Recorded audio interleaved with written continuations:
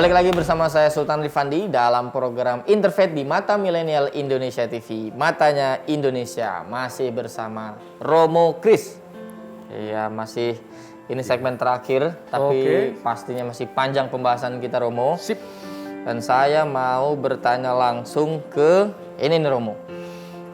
Arah dasar Keuskupan Agung Jakarta 2016 sampai 2020 itu, kalau tidak salah Romo itu di tahun 2020 menjadi salah satu ketua tahun keadilan. Ya. Atau istilahnya ada hasilnya itu adalah celengan Yesus Tunawisma. Ya. Nah ini butuh penjelasan kayaknya kawan-kawan pemirsa ini. Karena penonton kita dari non-Kristen, non-Muslim, dari Muslim juga nih Romo nih. Oke. Thank you Mas Sultan. Jadi gini, Keuskupan Agung Jakarta itu punya arah dasar. 5 tahunan setidaknya. Fondasi lah. Fondasi arah kemana gereja harus bergerak. Gereja di Keuskupan Agung Jakarta. Yang sekitar 68 paroki ya, ibaratnya parokial. Nah, Romo Kardinal Ignatius Kardinal Suharyo itu mengajak kita mengarahkan seluruh pastoral kita ke sana. Nah, 2016 sampai 2020, setidaknya 5 tahun, itu kita mau mendalami kembali tentang Pancasila. Mendalami tentang Pancasila. Pancasila. Jadi menarik, di Keuskupan Agung Jakarta ini mendalami tentang Pancasila. Jadi 2000 awal ya, 2016 itu, jadi amalkan Pancasila ×2 sila pertama. Ketuhanan yang Maha Ketuhanan yang Maha Esa. Terus berikutnya amalkan Pancasila ×2 sila kedua, ketiga sampai 2020. Kebetulan saya menjadi salah satu ketuanya. Amalkan Pancasila ×2 keadilan sosial gitu loh. Jadi tiap tahun itu tiap tahun sesuai dengan 5 sila itu. Itu yang 5 tahun lalu begitu ya. Jadi sebetulnya Bapak Kardinal Ignatius Suharyo itu ingin mengajak, atau gereja di Keuskupan Agung Jakarta ini mengajak bahwa gereja itu adalah bagian dari bangsa dan negara ini. Ya, kalau kita mau ke belakang sedikit, Monsinyur Sugio Pranoto pernah mengatakan 100% Indonesia, 100% Katolik. Atau kebalikannya, 100% Katolik, 100% Indonesia. Ini ingin mengungkapkan bahwa kita beriman Katolik itu ada dalam lokus, ada dalam wilayah Indonesia. Secara kebangsaan, dan ini perlu dipupuk, dihayati, dan diamalkan. Sehingga saya merasa bahwa ada sebuah kekuatan iman dan sekaligus kekuatan tanah air, bertanah air begitu ya. Sebagai warga negara dan warga agama. Betul. Jadi juga tentang bela rasa, tentang kemanusiaan itu sangat kuat sekali. Menurut saya setidaknya ya. Sehingga dengan mudah dipantik saja bahwa ada yang butuh di sana, butuh ada bencana macam-macam. Umat atau kita itu mudah membantu, entah dengan cara apapun, dari donasi kah, atau barang-barang kah, atau yang lain-lain. Tadi kan Romo menjelaskan bahwa tiap tahun itu mengimplementasikan sila pertama, kedua. Nah itu contoh dari masing-masing implementasi dari masing-masing silanya itu turunannya seperti apa? Sampai pada akhirnya keadilan sosial. Yang saya ketahui yang ini, jadi pada yang terakhir kebetulan saya jadi salah satu ketuanya. Dan itu sampai pada bagaimana tadi keadilan, apakah kita, pertanyaannya apakah kita sudah adil terhadap tadi orang-orang yang membutuhkan, atau tadi KLMTD tadi balik lagi terhadap alam semesta ini, apakah kita sudah adil? Jangan-jangan eksploitatif yang berlebihan sehingga melupakan bahwa pelestarian itu perlu dan penting dilakukan agar generasi bisa merasakan, berikutnya bisa merasakan ini. Jadi di dalam yang saya tahu, di dalam tahun keadilan kita memang diajak untuk concern terhadap orang-orang yang diperlakukan tanda petik tidak adil. Ini, apakah gereja juga berbuat tidak adil? Andai kata ada pelayan-pelayan gereja yang tidak terlibat, andai kata kita harus melibatkan dong sekarang umat disabilitas. ya umat disabilitas juga untuk melayani gereja. Gimana caranya? Itu udah mulai terbuka. Apakah aksesibilitas untuk ke penyandang disabilitas ada atau tidak? Itu juga menjadi salah satu bagian dari perubahan gitu ya, untuk menjadi semakin lebih baik. Nah, kemudian kita juga membuat celengan Yesus Tunawisma. Nah, ini maksudnya apa nih? Ya, pada tahun keadilan itu kita mau sebetulnya peduli benar terhadap orang-orang yang membutuhkan, KLMTD tadi ya. Oke. Nah, kita mau menggalang dana lewat celengan Yesus Tunawisma. Celengan sendiri, Yesus Tunawismanya sendiri. Yesus Tunawisma sebetulnya dibuat pertama-tama oleh seseorang, kalau nggak salah seorang pematung, Walsh atau apa namanya, orang kebangsaan Swiss atau apa gitu, pemahat yang dia melihat ada tunawisma yang duduk atau tidur berbaring di kursi taman pada saat Natal. Dan pada saat Natal di Eropa tentunya atau di belahan bumi sana itu sangat dingin kan? Iya, betul. Bagaimana di satu sisi orang menyanyikan lagu Malam Kudus, Silent Night, Holy Night dengan ingkung, dengan makanan yang berlimpah. Sementara di taman itu ada orang yang mungkin perutnya tidak bisa lagi menyanyikan lagu Silent Night. Saking laparnya. Iya, itu juga nggak tahu ini agamanya apa, nggak tahu ya. Pokoknya orang mengkontemplasikan itu.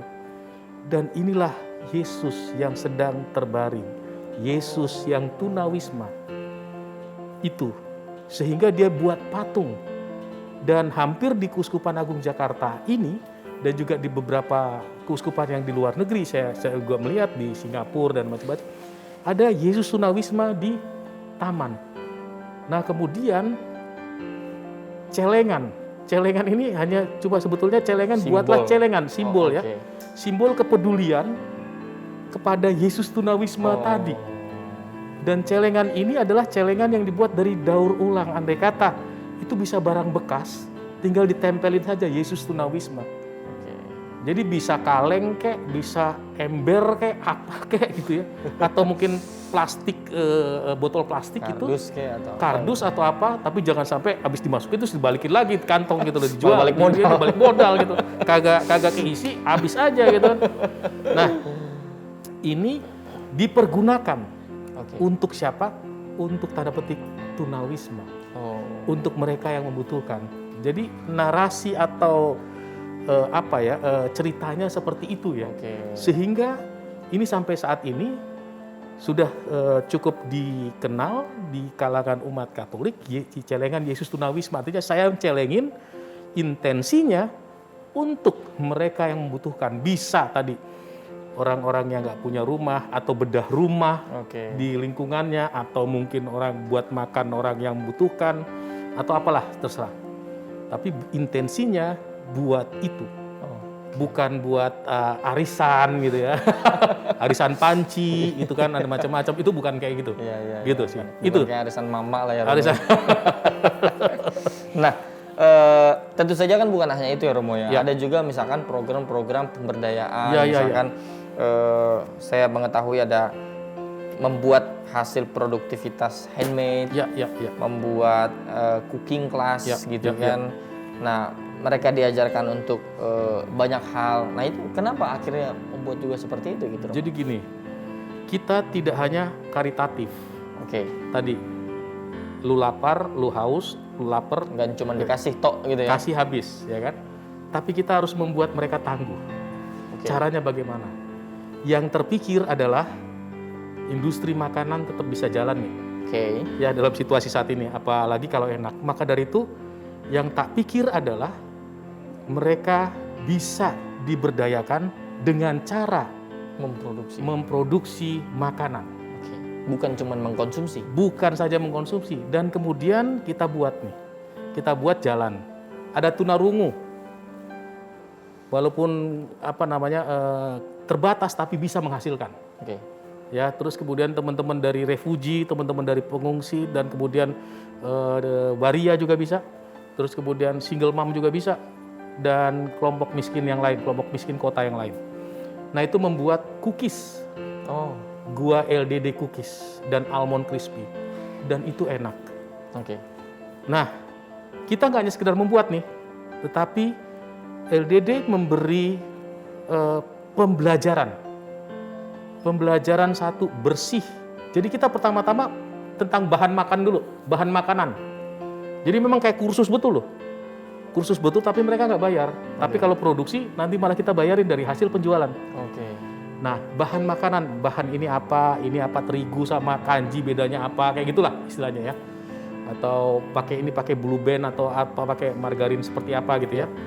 Nah terus kemudian kita ngajarin juga mentalitas kerja.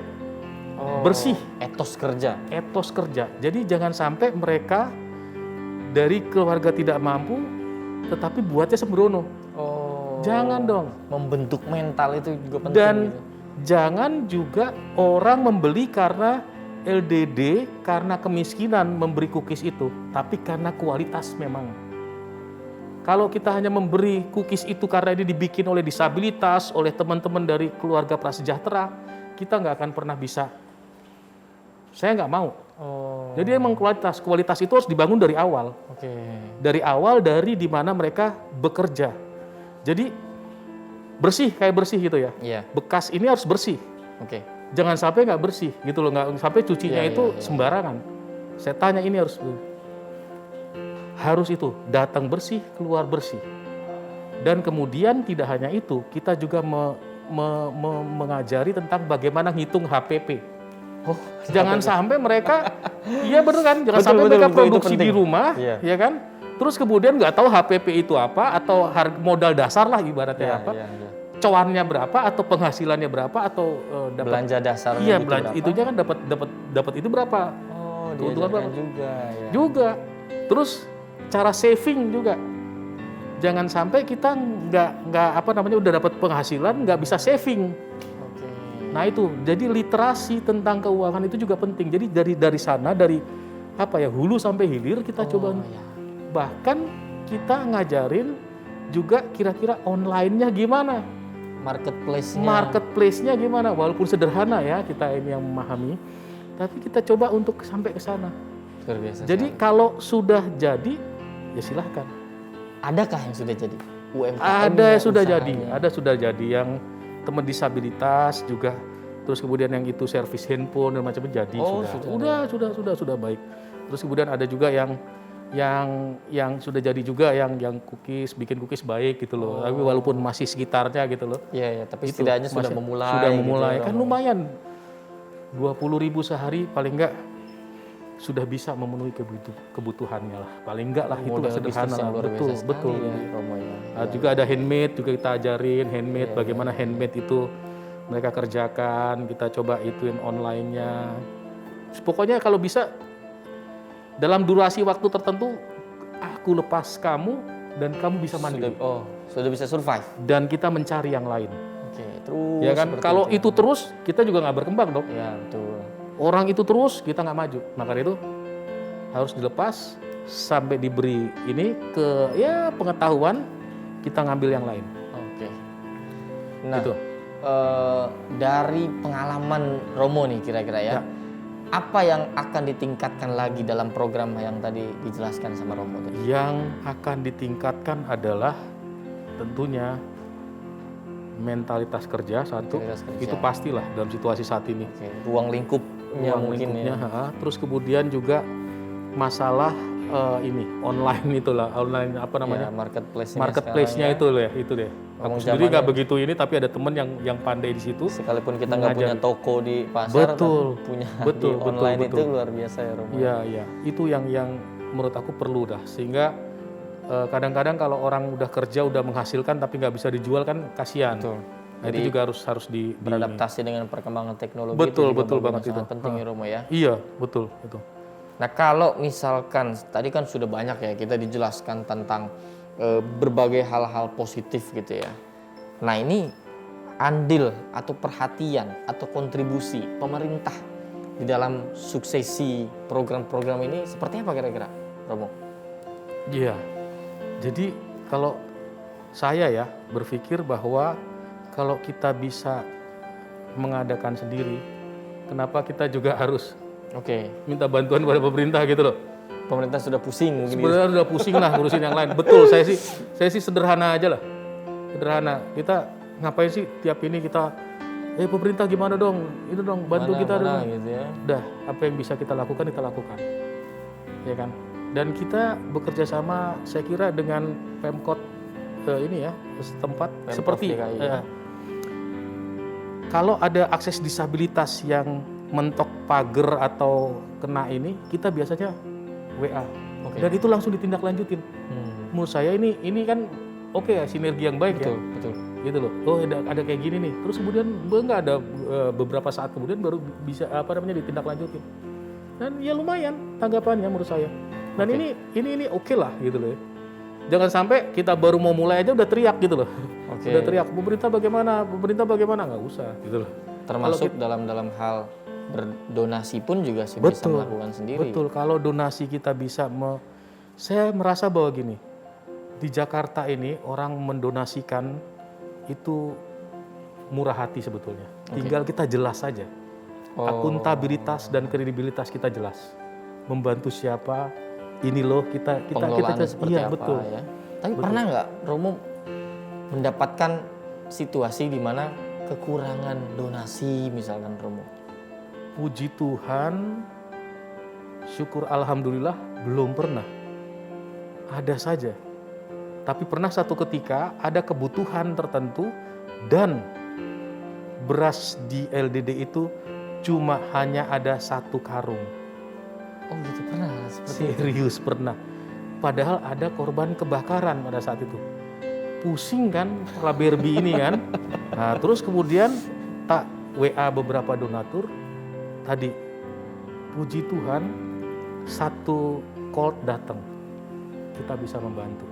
Dari yang 1 karung, Jadi yang 1 karung cuma hanya diri time-nya semalam, besok sudah datang.